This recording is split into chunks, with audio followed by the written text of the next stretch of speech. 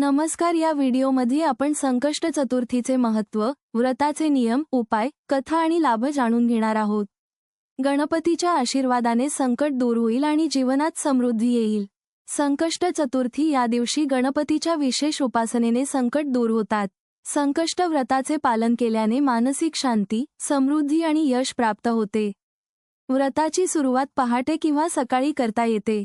या दिवशी फक्त शुद्ध अन्न खावे. मोदक अर्पण करणे अनिवार्य आहे. संध्याकाळी चंद्र दर्शन करून गणपतीच्या मंत्रांचे जप करा. पुराणकथा. एकदा एका भक्ताने संकष्ट व्रत पाळले आणि संकटातून मुक्त झाला. गणपतीच्या आशीर्वादाने त्याचे जीवन समृद्धीने भरले. संकष्ट चतुर्थीची ही कथा आपल्याला शिकवते की भक्ती आणि संयमाने अडचणी दूर होतात. संकष्ट व्रतासाठी योग्य वेळ म्हणजे चंद्र उगवण्याच्या नंतर. संध्याकाळी रात्रीचे 8:34 वाजता चंद्र दर्शन करणे अत्यंत फलदायी आहे. संकष्ट व्रताचे लाभ. व्रत पाळल्याने मानसिक शांती मिळते, घरात समृद्धी येते, अडचणी दूर होतात आणि आरोग्य सुधारते.